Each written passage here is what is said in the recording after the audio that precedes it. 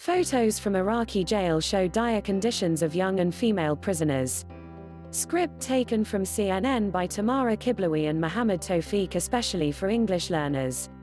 Photographs from an Iraqi jail that were leaked to Human Rights Watch have revealed extreme overcrowding in cells holding juveniles, female terrorism suspects and their children. One of the pictures taken at the Tal Kayf detention facility in Iraq's Nineveh province and published by the international rights group on Thursday show young men curled on the floor in a cell so cramped they are unable to fully lie down. The prisoners' limbs are intermingled, some rest their heads on the laps of other inmates. At least one man is seen sleeping with the legs of others sprawled over his torso. In another photo from a female prisoner's cell in the same facility, women sit on the ground, their clothes and belongings hanging off the walls. Children are also seen in the cell, with barely any space to move. Human Rights Watch (HRW) said the photographs were shared with the group confidentially by an unnamed senior Iraqi penitentiary expert. CNN has been unable to verify if the photos are genuine. An Iraqi rights group has corroborated the findings.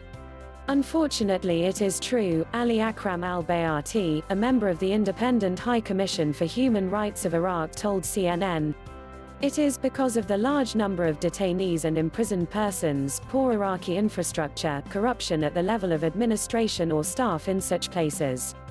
The unnamed Iraqi penitentiary expert cited by HRW said Nineveh's three pre-trial detention facilities, Tal Kayf, Faijalia, and Tasfirat, had a combined maximum capacity of 2,500 people.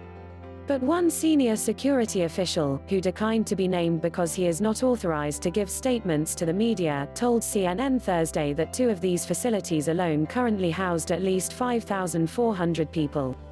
Faijalia, in Iraq's Nineveh province, contained about 2,300 prisoners, the source said, adding that the number included serious terrorist elements. More than 3,100 prisoners are housed in the Tal Kayf detention facility, including women and children, the security official added. For Tasfirat prison, figures constantly vary due to prisoners being transferred in and out of the facility every day. The source added that there was a significant shortage in the provision of supplies, including food, as well as blankets, mattresses and clothing.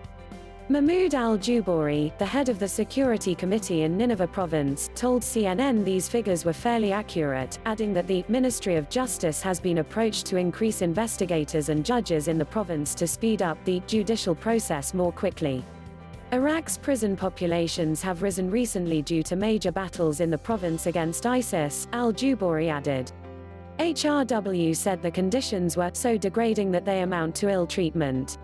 Detainees have no space to lie down in their cells or sit comfortably, the expert said in comments published by the rights group.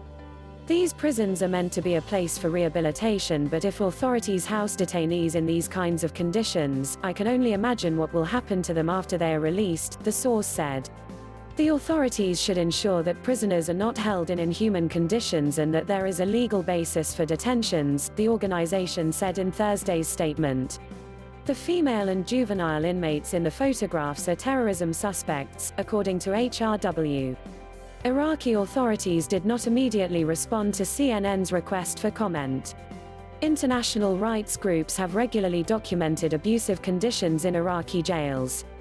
A 2010 Amnesty International report alleged that up to 30,000 prisoners were being held without rights in Iraq, and frequently endured torture and abuse.